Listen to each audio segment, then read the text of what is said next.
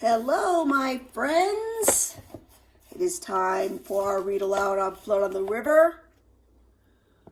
When we last left off, our friend Captain Smith has gone to the village to see Chief Powhatan to get him to come to the coronation, where they make him a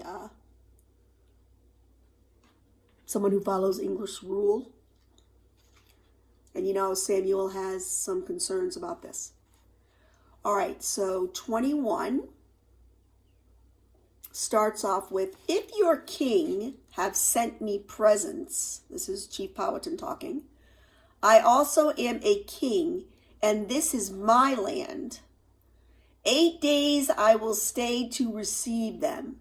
Your father is to come, he's talking about Captain Newport, to me, not I to him, nor yet to your fort. Neither will I bite at such a bait. So I think Chief Powhatan thinks that if he goes to the fort, he's going to be captured or trapped. So he's not falling for that at all.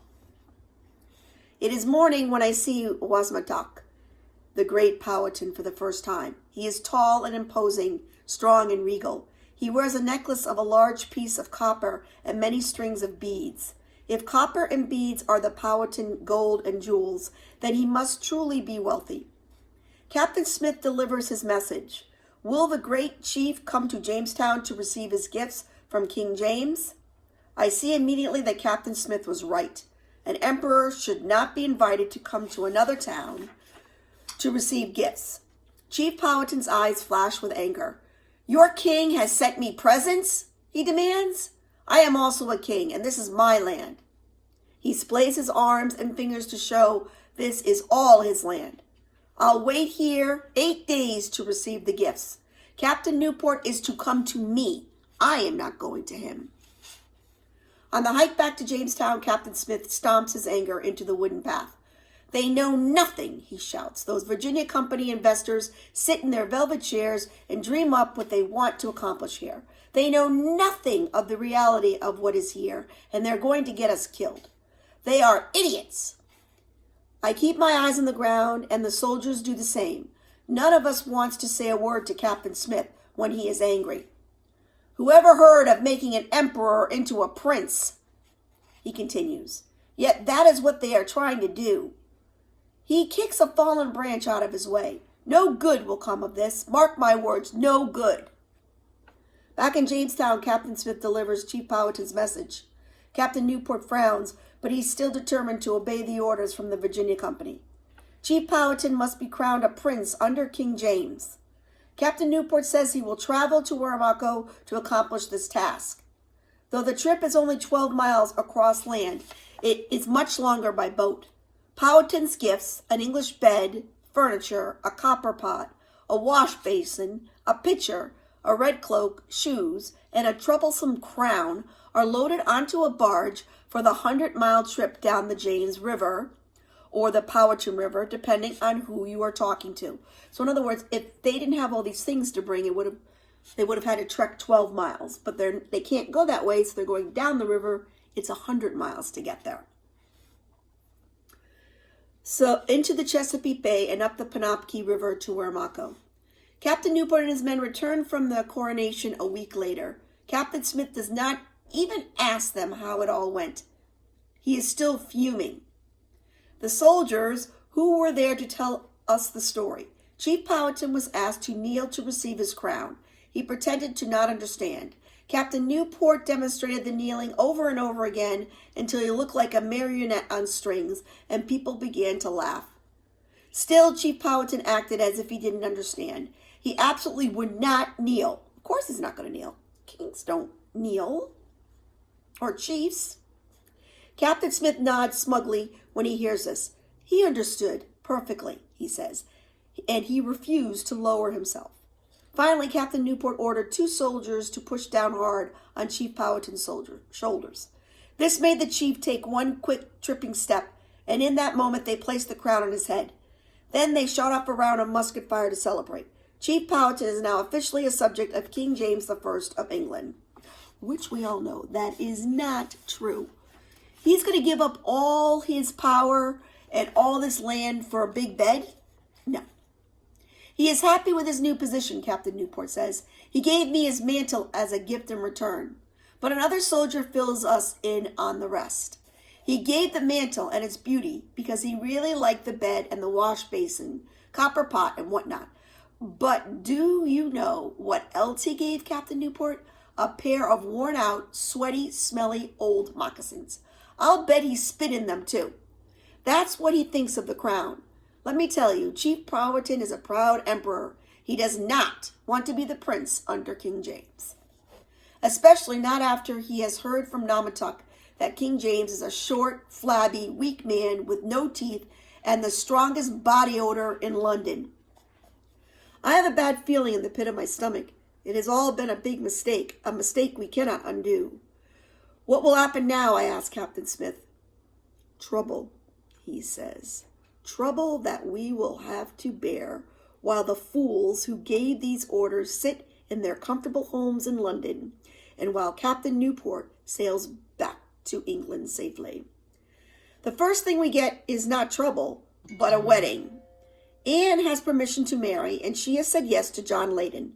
I am convinced she has made a good choice. One night, when it rained so hard, all of her cabins were flooded. John Leyden was outside at Master and Mistress Forrest's cabin, where Anne lives, digging a trench instead of trying to save his own cabin from the flood. I believe he will be a good husband to her. We gather in a chapel, and Anne in her burgundy Sunday petticoat and white yellow bodice, and John in his just-washed shirt with a blue doublet. Reverend Hunt performs the service, and we have a good meal afterwards with several chickens sacrificed for the celebration.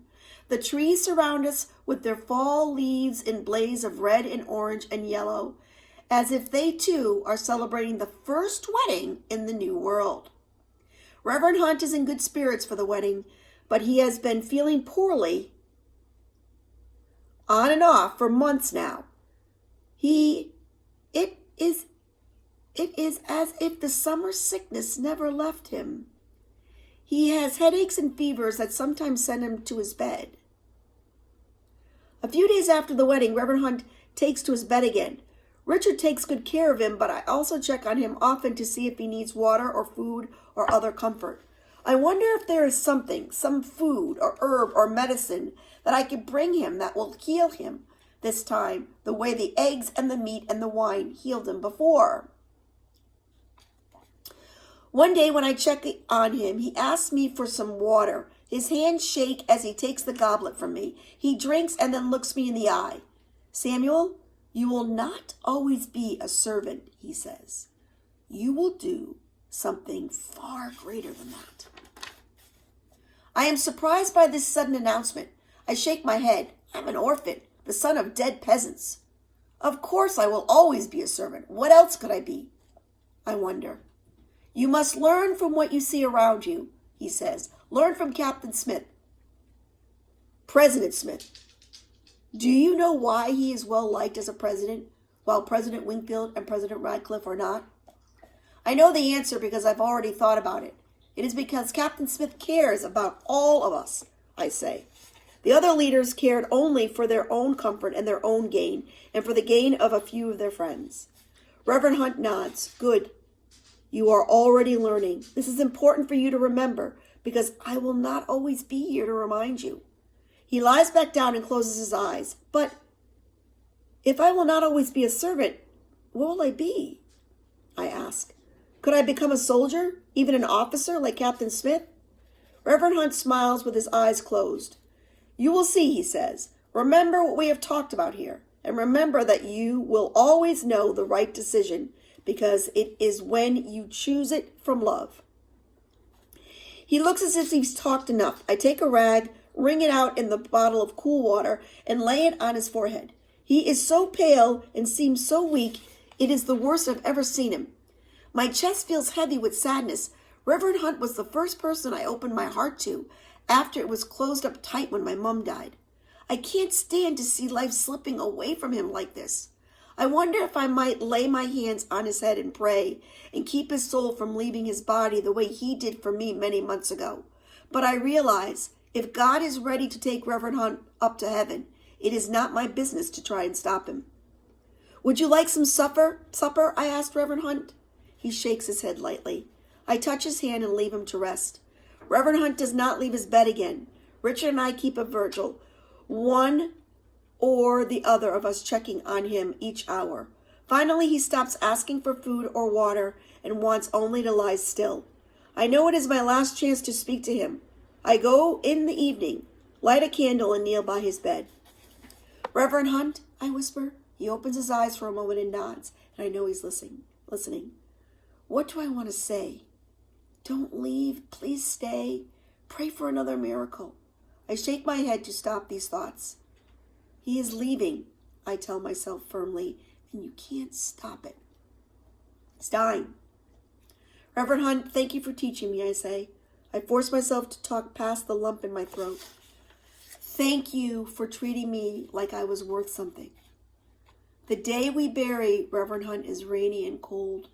My feet sink into the mud at the gravesite. Richard stands with me, both of us silent. They shoot off the cannons in Reverend Hunt's honor, a great man who has gone to his reward in heaven. When I first read this, I cried because I wasn't expecting it. I just didn't. But a couple of things are really important. You've got to think about why hasn't Reverend Hunt recovered? He wasn't the only one that still had this sickness. I want you to start continue to thread how much Samuel has changed. He's showing signs of a true leader. All right, my friends.